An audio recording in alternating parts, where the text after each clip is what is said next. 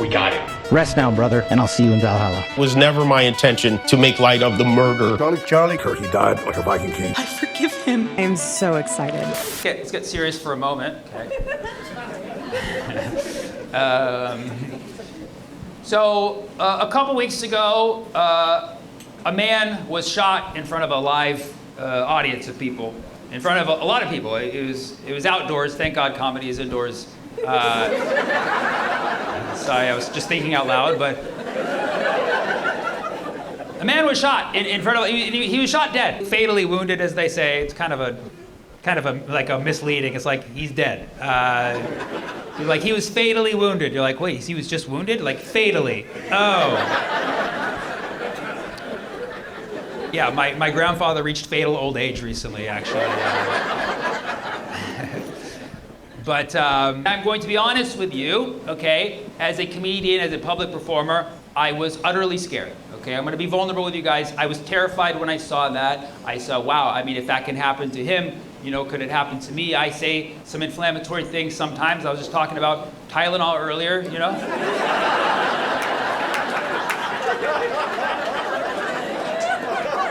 Okay? And so I was scared. I shut down. I freaked out. I honestly did not even want to leave the house. And, you know, I felt like I had no one to talk to, and I felt so alone and so in my head. But thankfully, within about 36 hours, the governor of Utah came out and said, we got him. And I finally relaxed and I was like, thank God, we're back. We're back. We are so back. Oh my God, they got the guy. They got the guy. I want to give a special shout out to the FBI, Utah police, the Trump administration, and of course, special shout out to Patel for bringing justice to this case. There was a killer on the loose for a little while, but they got him. Guys, why are you not excited? They got him. Yes. Have faith in the system. The system works, okay? Yes, so just get back to work, keep paying your taxes. It'll go directly to Israel. It's gonna be totally fine, man. Yeah. Yeah. Yeah. Why are you not laughing, my love?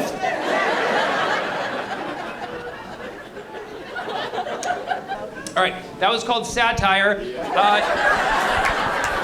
The truth is the killer is still on the loose, and you should be f***ing terrified and angry at these motherfuckers who are lying to you, okay? They are lying to you. They are lying through their teeth, okay? And they're doing it so deliberately and so sloppily, and people are back to work. And to be honest, I think it's because so many people hated Charlie Kirk that they're just like, nah, we'll let this one slide. Like, no, it doesn't matter if you hated or loved the guy. Like, something happened here, and we deserve answers, okay? We deserve answers. Unfortunately, you came to a comedy show where you will undoubtedly get more answers than from your government directly. Because unlike the government, I actually go on TikTok and consume information. I don't just own and censor TikTok. I actually go on TikTok. And seriously, a lot of people don't like hearing this, but this is very likely going to be the assassination of our lifetime, in the sense that, no, I'm sure a couple of you were alive for JFK. Bless you, boomers, okay? Bless you, boomers. Obviously, JFK and MLK, these people meant more to a lot more people than Charlie Kirk did, but you have to understand, these things were not shown to us live on social media. There weren't millions of people watching when it happened, and there weren't this many people back in the 60s. So this is actually huge, and it was done right in front of our eyes, and there's way too many holes in the story for us to just be like, everything is fine.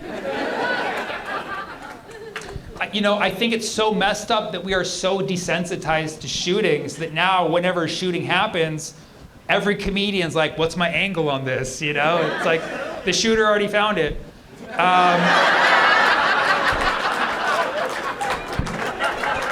I mean, structurally a good joke. It's about a 45-degree angle joke. And I mean, like, I made messed up jokes. My friends made way more messed up jokes because it was a school shooting, and my friend called it a mass shooting. And I was like, bro, only one person got shot. He's like, no, but he was Catholic. I was like, that's f***ed up, dude. That's f***ed up. It is a mass shooting. I had to say it again because I know half y'all didn't even get it. If you believe it's Tyler, fine. We all need someone to blame from time to time. And why not just put on a guy named Tyler? That sounds perfectly reasonable. Tyler Robinson, too. Nice vanilla name. And I already told you, I'm against violence. I don't have to repeat myself, okay? I'm against violence. I don't like that a guy got shot. I'm pro-humanity. I think it's f***ed up. But also, I'm gonna make jokes. You kidding me? It's like people like, oh my God, you're making jokes because a man died. Have you seen my genocide material? Bro, stop shooting motherfuckers and I'll stop making jokes. Deal? Maybe the jokes will get you to stop doing it. No, it won't. But yeah, so anyways, people were upset. Who cares? What matters is our government is lying to us, okay? And sometimes you gotta be your own private detective. I really wanted to dig in, go into the case, watch as many TikToks as I possibly could. I wanted to look at the details and really understand why our government is lying to us and how to prove that they are lying to us. So let's look at the facts here. Allegedly, Tyler showed up to the campus at 8:29 a.m. that morning, which, first thing to notice, not quite as an achiever as Luigi. Luigi was on site at 5:30 a.m. in the dead of winter, when the sun rises at 8 a.m. He was up with the birds, man. Tyler rolled out of bed at 7:45, grabbed his grandpa's rifle, and then went to the school and allegedly stuffed it in his pants, because you see camera footage of him walking around campus with no rifle, but yet he didn't leave to go get it. So he was walking around with a rifle on him, and they don't know where so he had to have stuffed it in his pants, which I would believe if he wasn't wearing skinny jeans. Bro is Gen Z, his jeans were like this, and you're telling me there was a shotgun right there? Bro, like, I'm wearing relatively skinny. I can't even put my hand in my own pants right now. This guy can put his whole grandpa's rifle in there. Bro, I don't believe it. Okay? The shooting happened at 12:23 p.m., okay, which is already really crazy, right? 12:23, 1, 2, 2, 3. It's like counting to 3, but you stutter.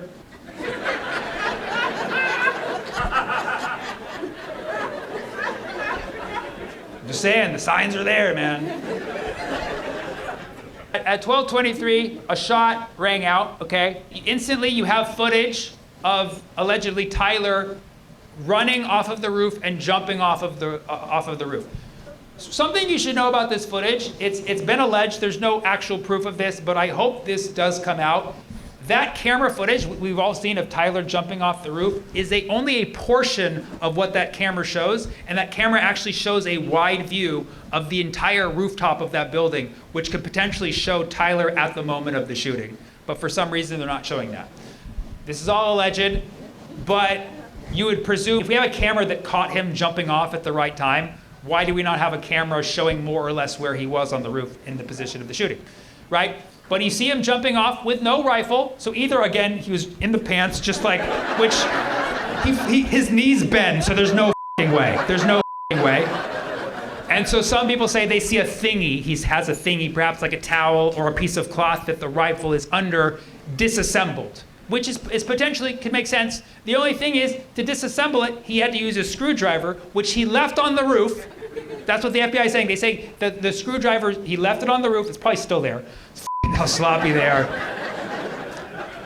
The screwdriver is probably still there. And he left on, they say that his DNA is all the screw, he's just like, and he threw it on the roof like a f***ing idiot. He's like, disassemble.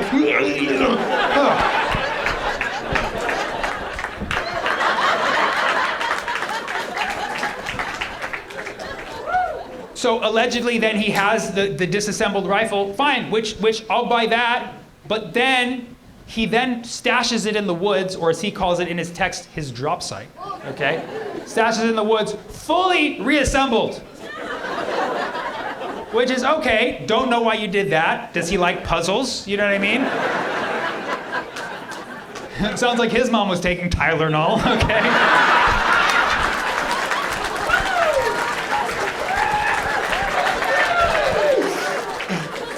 Stashes it in the woods, fully reassembled, which is fine. Maybe he did reassemble the rifle, but without the screwdriver? He left it on, did he have 2 screwdrivers? And he's like, this is my DNA one, this is my non-DNA one. But he left the scope all messed up for some reason, just to f with us a little bit. The crazy thing about this shotgun that he had too, it was allegedly his great-grandfather's or his grandfather's shotgun, which in his text he calls my old man, or something like that. And get this, there's no serial number on it. Why? Because it's so old, it was before serial numbers. Oh no! How convenient. Apparently, his great-grandfather used this rifle in World War I. And then his grandfather used it again in World War II. And now Tyler used it to start World War III, apparently. The shotgun, by the way, it's called 30-06. It's existed for 119 years. Apparently, you can still use it. And it's called a 30-06, which is also how old I tell people I am. I'm 30-06. They can't figure it out. They're like, is he 37?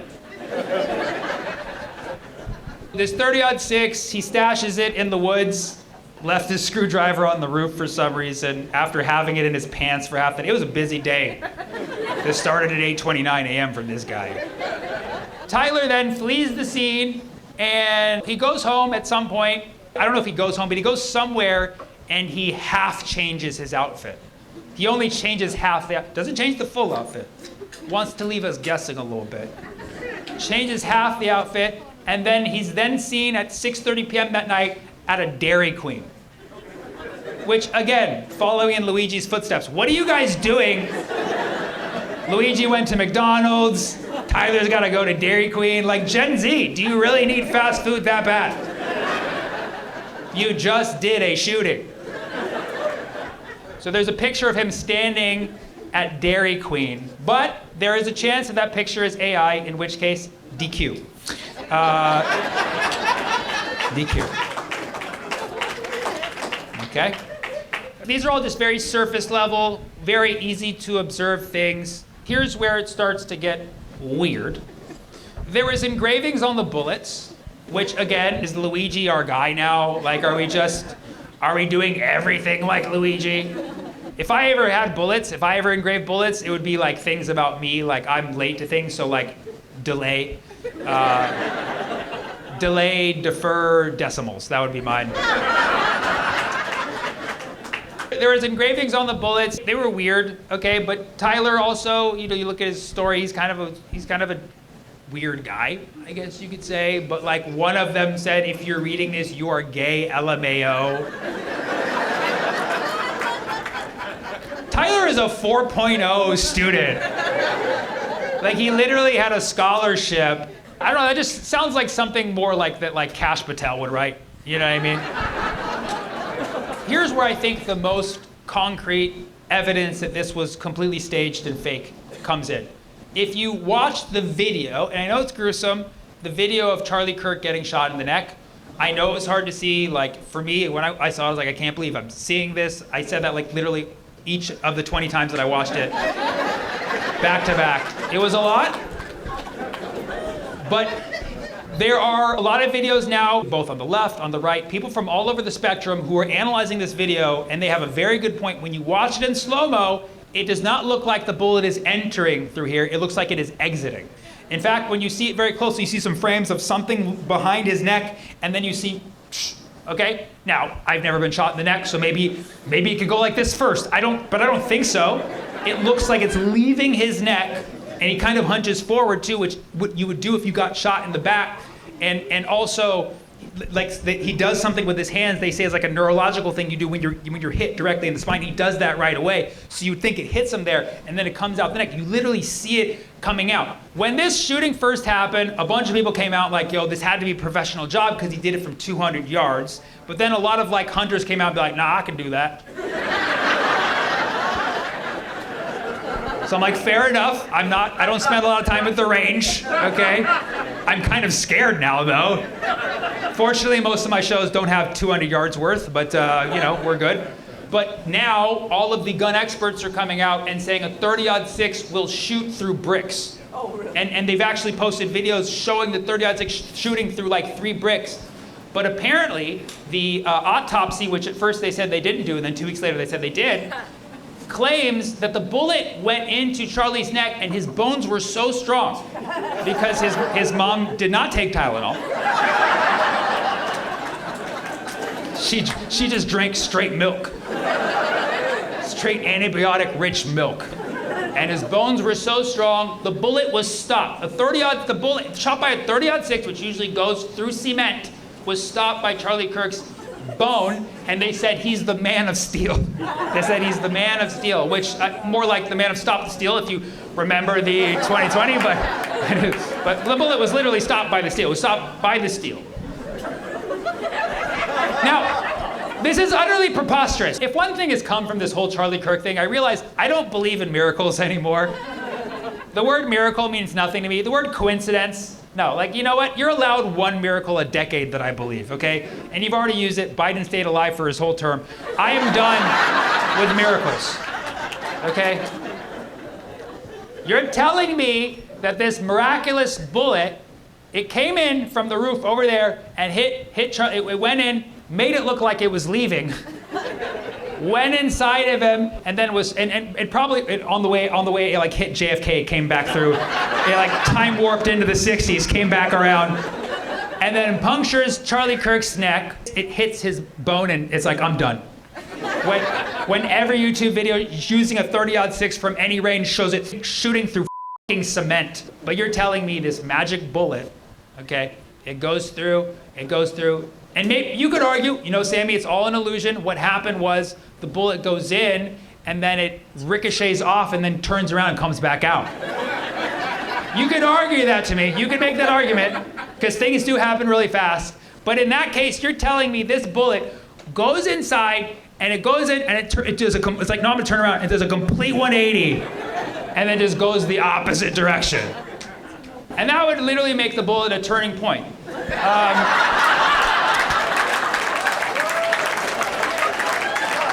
Okay.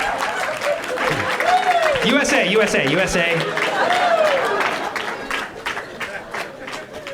Okay. I actually wrote that joke the first day, but I didn't want to tell it till this week. I even told it to my comedian friend. I was like, bro, that's brutal. Like, nobody's... Once you look at that video, you'll see, like, what the fuck is going on, because you see the bullet coming from back here, meaning that allegedly Tyler was on the roof over here, but like people who've looked at some video, they see some weird blurs that are going on up there. They don't know what they are. I'm not going to say exactly what shot Charlie Kirk. I'm not going to drone on about it, but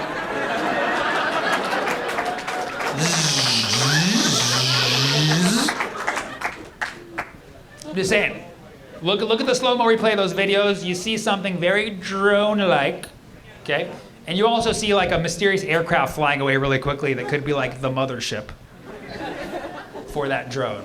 A crazy little fact here too. This was at an event in Utah where the base was mostly conservative because they were there to see Charlie Kirk and support him, and then there was obviously a lot of liberals there who wanted to debate him, and then there was people protesting the event, and they say a lot of them were on the rooftops in the distance and they were holding up pride flags.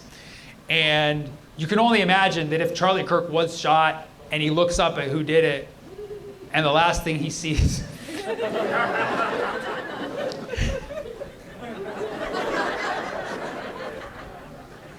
is a rainbow pride flag.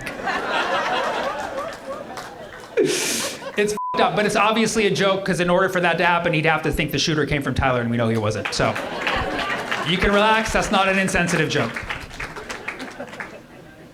It's just a hypothetical scenario. Watch the slow-mo replay, and you'll know the government's lying. Okay? If that's not enough, okay?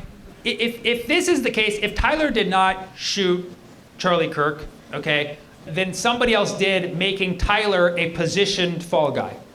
And you're like, but why would they go through all this effort to place a fall guy? Well, we already have confirmed there's already been 2 fall guys on the scene at that event. I don't know if you saw, after Charlie Kirk is shot, the very first thing that happens is an old guy gets up and is like, it was me!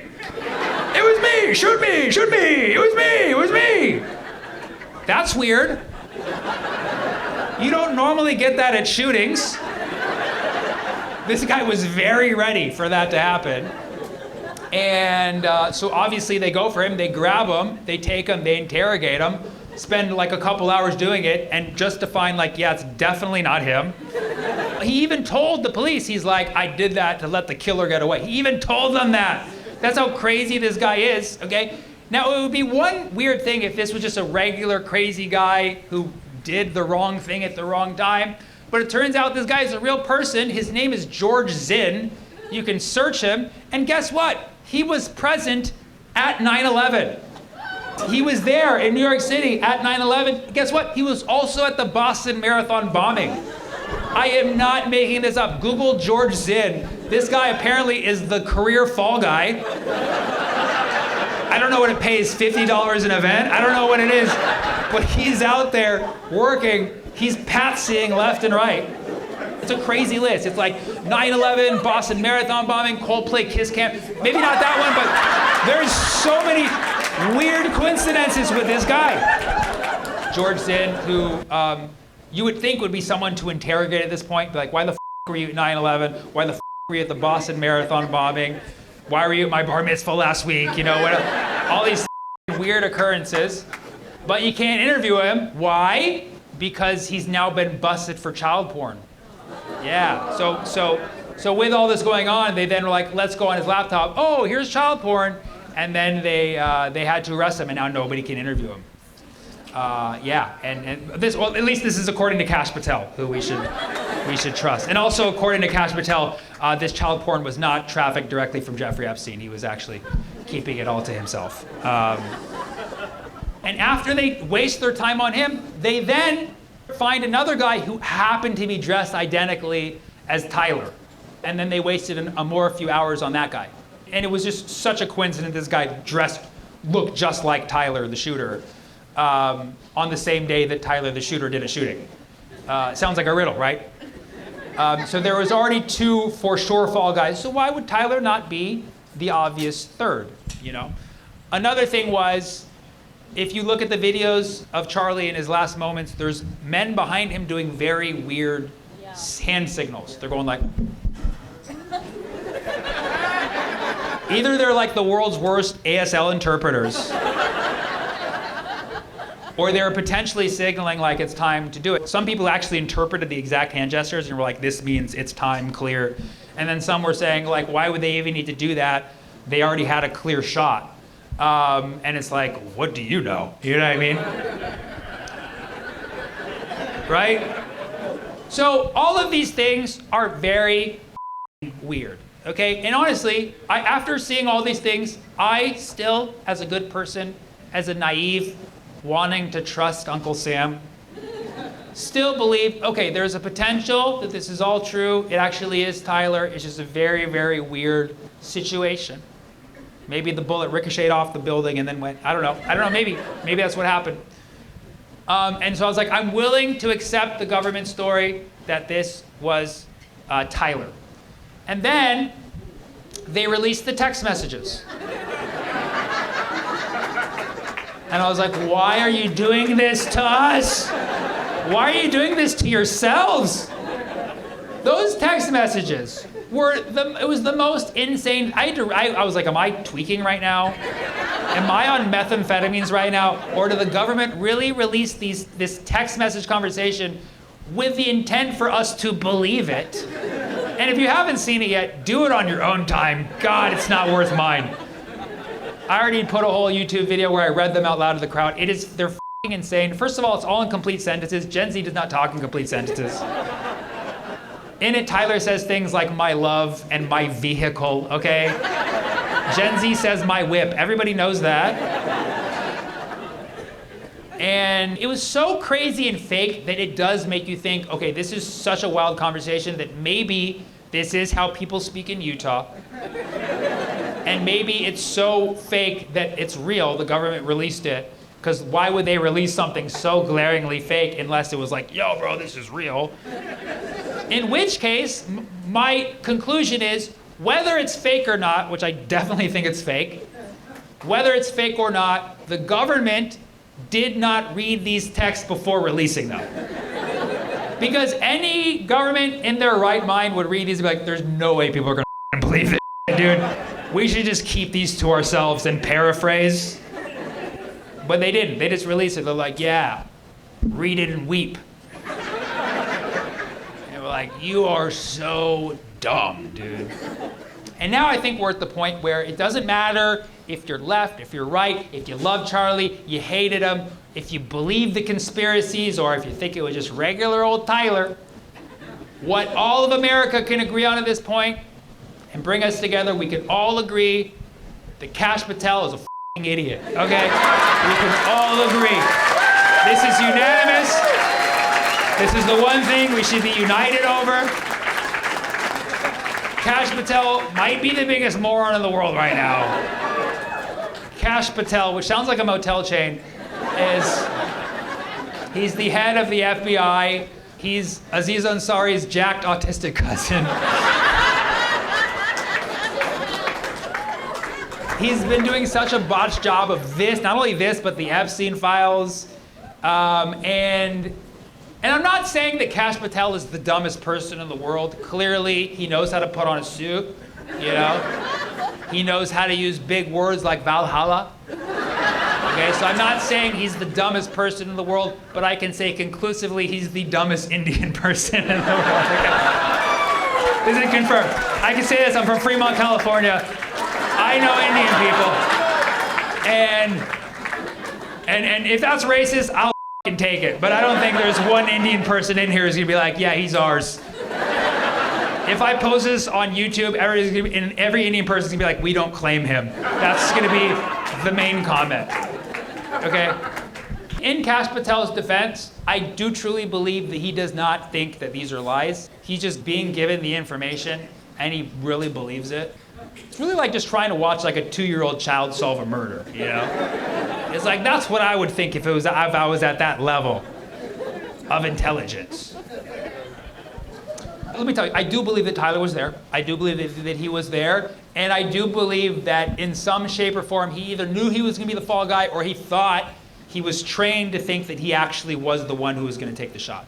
So I don't know exactly who all did this with him, but let's just say it was Tyler and all of his accomplices, if you will. Tyler and all, if you want. Tyler and all. Tyler and all. Tyler and all. Tyler and all. Tyler and all. I think I might be autistic at this point. I actually think this whole case is making me autistic. So the question is, if it wasn't Tyler who masterminded this "if you are gay" operation, then who was it? Well, we can at least acknowledge that Netanyahu tweeted a little bit too quickly when Charlie Kirk passed. It was really weird. He said praying for Charlie Kirk. He tagged Charlie Kirk for some reason. That was really weird. As if he knew Charlie Kirk was going to see it. Which, you know, there are conspiracies that Charlie Kirk's still alive. That's the main one, is that Netanyahu tagged him. He's like, bro, haha, get it? Yeah, you see that? Charlie's like, shut the fuck up, man. It was weird, and then obviously, you know, a lot of people saw that, and they're like, oh, it was Netanyahu, it was Israel. And so Netanyahu made not one, but 2 videos. He's like, now guys, Israel did not kill Charlie Kirk. This is anti-Semitic. And we're like, so shocking that you would say that. So that's obviously very suspicious. I mean, but it's not crazy given the fact that Charlie Kirk was certainly a mouthpiece for Israel his entire career. And in the last year, he was slowly changing course. He was becoming more like Tucker Carlson, who, you know, I don't give a what you say, I'm in love with him, okay? I don't give a what you say. Do not show me old videos of things he said in the past. He's doing God's work right now, and I'm in love with him, and I don't want you to ruin it for me. I love Tucker Carlson. When he laughs, I come. I love this man. And I love him, and I love Candace Owens. And there's nothing you can do to change that, okay? Don't push me away before I start having those feelings for Marjorie Taylor Greene, okay? Don't make me go that far. It's crazy time though, dude. Tucker Carlson, Candace Owens, Marjorie Taylor Greene, Kim Jong-un. Oh. I know.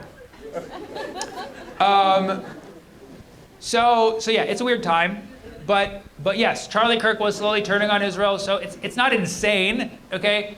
Now here's the thing, okay? Obviously, I don't think it's fair to allege someone killed someone if they didn't, but in the case of Israel, even if they didn't kill Charlie Kirk, they still deserve the allegation anyway. You know what I mean? Like, first of all, the way he spoke about you killed his reputation with me. You know what I mean? And also, like Israel, you've killed so many people without getting properly punished for it. You deserve an extra allegation. So what? You get off the hook for literally thousands of people, and then you get one blame for someone you didn't do. Oh, take it. Now, for the record, I actually don't believe that Israel as a full entity conspired to kill Charlie Kirk. I don't believe that. I believe they were definitely in on it somehow. But I don't believe that it was like all of Israel was like, let's get this guy. I think it was a group of people who were somehow affiliated in some shape or form. But for legal reasons, I have to be like, okay, Israel did not kill Charlie Kirk. I'm a comedian. I'm joking. I don't think that they have time for an assassination. They're too busy with a genocide. Ask the UN. Okay? And so no, I'm not going to accuse them of this or any political assassination. I'm a comedian. I'm just kidding, okay? And I have to say in that one because I'm just kidding. That's JFK.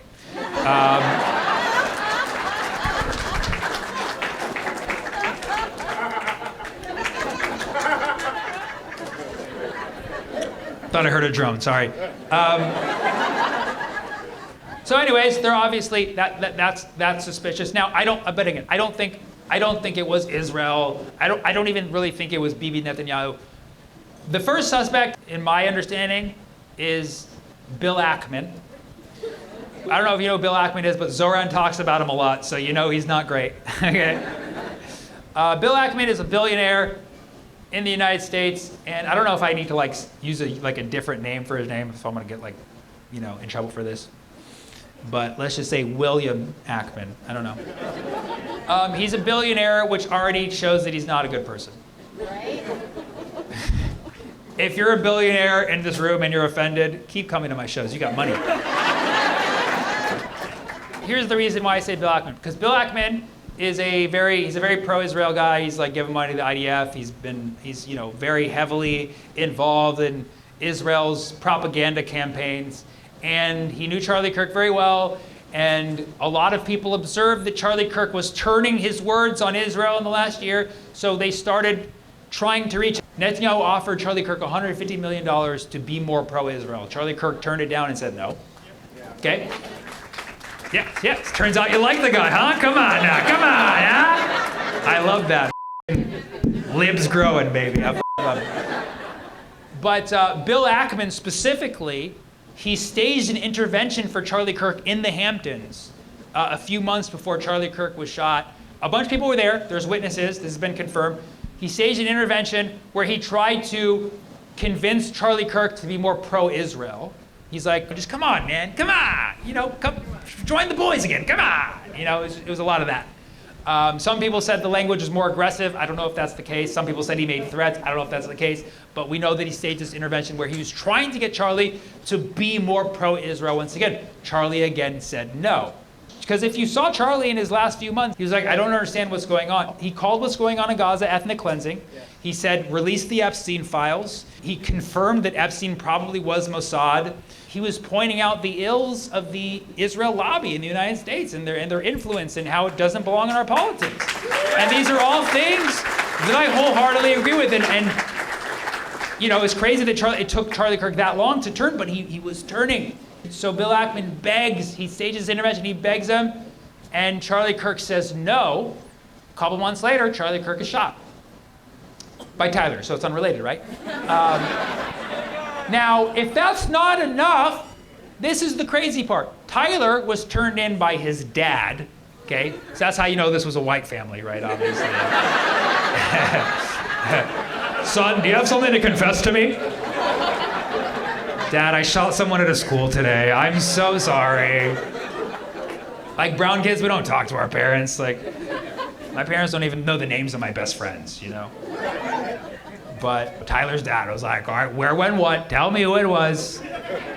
And Tyler's dad then turned him in. But there's a reason he turned him in that's also not discussed as much, which is that there was a reward posted for whoever brings in the killer gets a reward, $1.2 million. That's a pretty, yeah, I would have found Tyler for that one. Right? And guess who posted that reward? Bill fucking Ackman, dude. Bill Ackman offered the reward of $1.2 million. Now, some sources are trying to say, oh, but the father's turning it down. He's saying he's donating it to charity. Oh, bull. He can still Venmo it to him. You don't have to be all public about it. But you don't find that a little bit weird? A couple months earlier, this billionaire is begging Charlie Kirk to turn and go with the agenda. Charlie Kirk says no. A couple months later, he's shot. And then the next thing you know, the killer's dad is paid $1.2 million. That's fucking weird. That's why I put that guy as suspect number one, okay? Suspect number two, Trump. Okay? Those bruises don't come too easily, all right? That guy's clearly been handling a 30-06 of his own. Trump is so desperate at this point because, you know, so many people hate him, and it's so clear that he's in the Epstein files. Like, we all know. Even his base knows at this point. Trump is so good at lying that I think that he's convinced himself that he's true, like, no matter what. But, like, I think that that's why he has these bruises now, because his body's just like, nah, dude. He's like, we're going to show the world what's going on the inside. The bruises didn't even come after the Epstein files. It wasn't even that got to him. I think it was the South Park episode. I think it was the South Park episode. It just hit him right there, like it. And the bruises started coming out. Charlie Kirk stormed in to the White House and told Trump not to escalate with Iran. His words were starting to turn on Trump somewhat. And he was demanding the release of the Epstein files. Charlie Kirk, you have to understand, he was the most influential and powerful conservative commentator, especially with the youth, which is their only hope for the future. And so again, even if it wasn't Trump, he deserves an allegation. Fuck him. He's not getting punished for so many of his other allegations. Why not just throw another one in there? Okay, and you can't remove me. I'm not on ABC.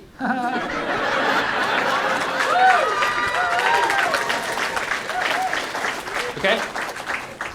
Now back to suspect number three. This one's going to upset a lot of people, but I wouldn't be a true private investigator if I didn't look into this option. I don't know if you guys watched any of Erica Kirk's speeches.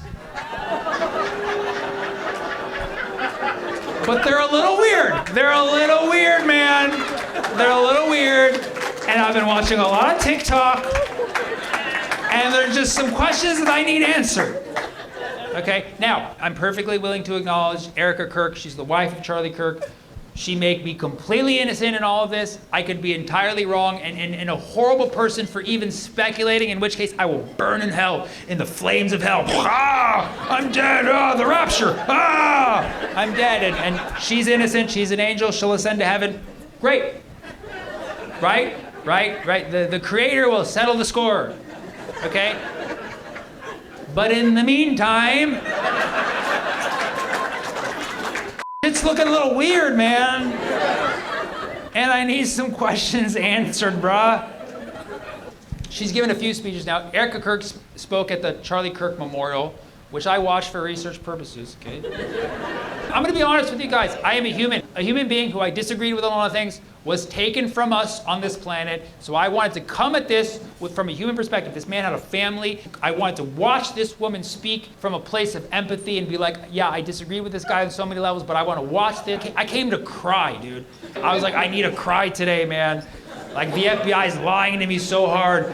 I need a safe place. I need to look and find solace in the eyes of this poor woman who actually lost another human being, and remember the humanity of this, and remember that even if we disagree over politics, we are humans, and we need to connect with each other on the most subtle of human levels. So please, Erica Kirk, let me look into your eyes and let me weep with you while you grieve for your fallen husband. And I came to that. I came to watch for that. I came to cry, and I came to awe. But within 30 seconds, I was like, what the am I watching? What the is this? Why is she laughing? She was literally snickering, and Charlie, like, she's like, I know he's somewhere, Like, it was like, is he alive? Tell us! And maybe she grieves fast. Maybe she grieves fast. If she does, props to her. I'm all about efficiency. I'm all about efficiency. You know, I could be that kind of sociopath. Like, if I ever lose someone important, you might see us and be like, this guy's f***ing weird. But I'll tell you that in advance. I'll be like, yo, I'm a weird person. I do move on very fast. I lost a lot of math colleagues to Evans Hall, and I was forced to grieve very quickly, like a step function.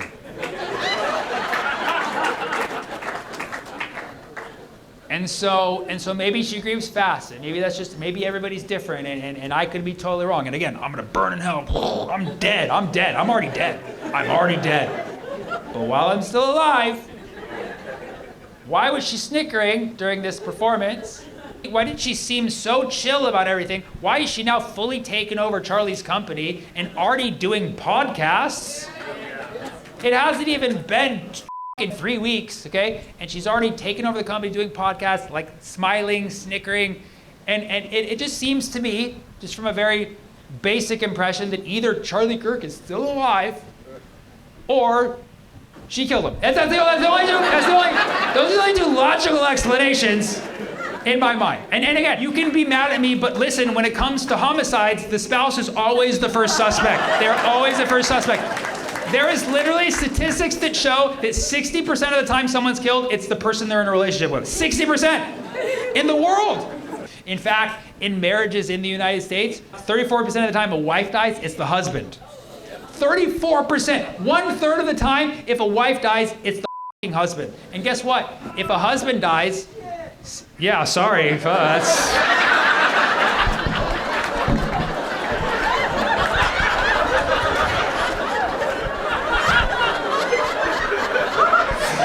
You're either scared for your life or you just solved a murder. He's like, oh shit, I'm so dead tonight, dude.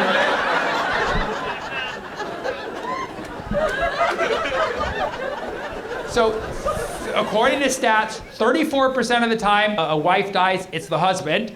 Okay, I don't know what the stats are for the gay community. I don't know. It could be like 60. I don't know. 34% of the time a wife dies, it is the husband. And when a husband dies, 6% of the time it's the wife. Good job, ladies. Good job for being left. However, the stat says it's 6% of the time it's the wife who killed the husband. But this is not including proxy murders where the wife hired someone. Oh, convenient. That's like most of them, dude. Rarely she does it herself, man. Let's be honest. There's no stat for that, apparently. How convenient. There's no stat for spousal proxy murders. But the global stat is, if somebody dies who's in a relationship, 60% of the time, it has something to do with the person they're in the relationship with. So can we at least not be curious about that stat. In this case, the biggest assassination of our lifetime, whether you like it or not. Okay? Now I know, some be like, oh my God, this is so cold.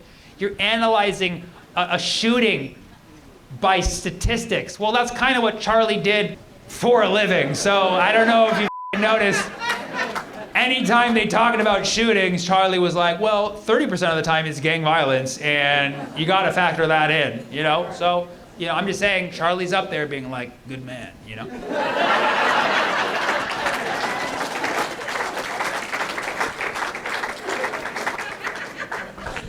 Now, okay, that's not all my evidence here, okay? I didn't know I had to prepare the case for you guys, but here's my engravings, okay? So you can go down the rabbit hole yourself, but there's a lot of weird things about Erica Kirk. First of all, she knew President Trump before she knew Charlie Kirk. In fact, she won Trump's Miss Arizona pageant. She worked indirectly with Trump before this. Both of her parents are involved in government operations. I believe her father was involved in Raytheon, direct like arms deals with Israel. Her mom worked for the Department of Defense. She's literally born inside of the government, okay? And she won Trump's pageant, okay? And for a while, she was part of like either the founding or the ownership of, or her family owned, or the people she worked with. She worked for an orphanage in Romania that, yes, where a bunch of children went missing. So much so, and some people say some of them ended up in Israel. I don't know, I mean, maybe, I don't know. I'm not gonna spread that rumor without the information. But what has been allegedly confirmed is that she was involved with an orphanage in Romania where children went missing, so many that they had to shut down operations and they are now banned from Romania. Do you know how f***ed up you gotta be to be banned from Andrew Tate is mayor of Romania. You gotta be, to be banned from Romania, you gotta lose a lot of kids, okay? And this was at a time when she was working with Trump, and it was also at a time when Jeffrey Epstein was still active. So you do whatever you want with that. I'm just saying, that's weird, okay? But she was born into a US government family, worked with Trump, knew Trump. You saw the hug that they had at the memorial. It was too weird. And she now owns Turning Point USA. We'll see. I mean, if I'm wrong, burn me in hell. But she's now taking over. We know that she's taking over Turning Point USA. She's already making content, okay? And here's what I find the craziest. When she met Charlie Kirk, it was not on a dating app. It was not at a bar. It was at a job interview. She went in to interview for a position at Turning Point USA. That's how she met Charlie Kirk. She showed up for an interview. They hit it off. He fell in love immediately. They got married in a matter of months. Wow. Yeah. And now she owns Turning Point USA a couple years later. They got married in 2021. Barely 4 years later, she owns Turning Point USA. So I'm saying you can make all the connections you want, okay? But just if you look at the whole thing, it starts not with romance or love, but it starts with her applying for a job and ends with her getting a promotion. So you can look at that however you want, okay? I'm just pointing out coincidences, which I don't believe in. I already told you that. The thing is that sometimes you need to take the red pill and go down the rabbit hole because your government's not gonna do it for you, okay? The media is not gonna do it for you. ABC is still out there like, was Tyler into trans people? You know what I mean? Like they're still out there like trying to figure out a fake story, okay? And if personally, like I find all this absolutely absurd. I'm going crazy, okay? Now, just to bring it back home, if you want some crazy, wild conspiracy stuff, this is the part that is crazy. This murder apparently was almost entirely predicted in a movie from 1998 called Snake Eyes with Nick Cage.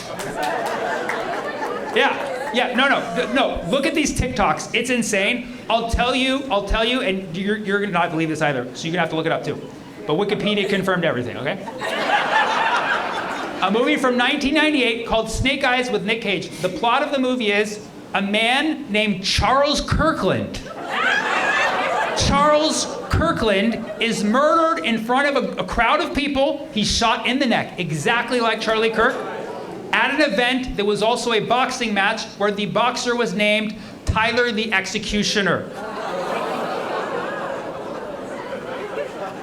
Even crazier, the date that happened in the movie was September 10th. You're like, there's no way. Look it the fuck up. Yes, go, seriously, is a movie called Snake Eyes. On September 10th, guy named Charles Kirkland shot in the neck at an event where the guy's named Tyler the Executioner, okay? And I'll even add some more irony that you won't find in these TikTok videos, okay?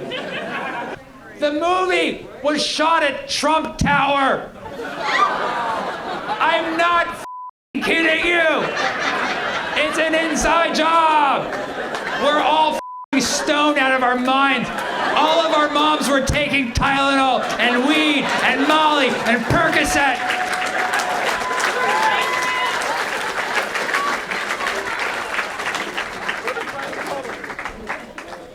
It's crazy. I'll even add some more irony that you won't find in these TikTok videos, okay? Something I did on my own. The movie is called Snake Eyes. Snake Eyes is when you roll 2 ones individually, right? What is the probability of that? 1/6 times 1/6, multiply 1/36, 30-odd-6.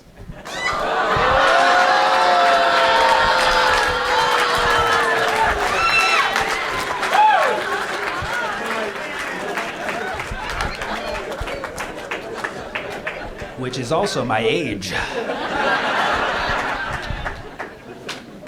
I looked it up because I wanted to like Wikipedia to make sure I was not completely, the edible had already kicked in, but I wanted to make sure it was me and not the edible. And I looked it up, and that all of that stuff, the movie, 100%, it's all happens in the movie. You can watch the movie. And so I wanted to know who kills the guy Charles Kirkland. So I looked that up, and this is how you know the movie's from the 90s. The sniper was a Palestinian terrorist. Gotta miss the 90s, man. Back when we actually had representation in movies, you know? It wasn't the good kind, but it was there. The guy who played him wasn't even Palestinian, obviously. It was like a half Latin guy. He was just like, hey, I'll be your Palestinian terrorist. And the Palestinian terrorist sniped Charles Kirkland because Charles Kirkland was working for the Pentagon on a big arms deal selling weapons to Israel. That was the one detail in the movie where I'm like, I think it's, So even in that movie, it's about Israel. Even in that movie, it's about Israel. And the plot, sorry to spoiler, but the plot basically, Nicolas Cage later finds out that his friend who works for the government was on the inside of it. He hired a Palestinian sniper who was willing to be the fall guy and basically jihad himself. But it was really his friend Kevin who worked for the Pentagon who is in on the whole thing and killed Charles Kirkland. So even in that movie, it's an inside job. So wake the up. Wake the up. And really, this whole situation has taught me so much about myself and humanity. You know, because I was not a fan of Charlie Kirk. I saw so many videos of him that I just absolutely was like, why are you saying that, man? That's so messed up. Like, why do you hate Muslims so much, dude? Like, Muslims, like, they believe in Jesus. They believe Jesus was a prophet. Like, they're so friendly with Christians. Like, why do you hate them so much? Like, why do you blame black people for everything, man? Like, can't you just be like, these shootings are bad. We need to, like, figure them out, and being like, well, black people need to take account. But, like, can't you debate anybody older than 15, man? Like, come on. Like, I really did hate this guy. I respected his chops as a debater. I just wish he used them on somebody his age, you know?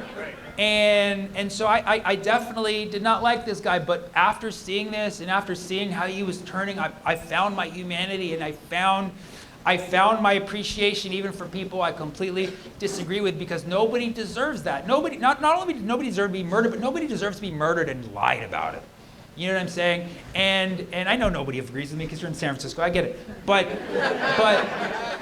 I found my own humanity because this whole time I hated Charlie Kirk and all the things he said. But now I'm like one of the only people trying to solve his murder. You know what I mean? So I'm trying, dude. I'm trying, man. You could say I'm at a turning point. I wrote all this material in 1998.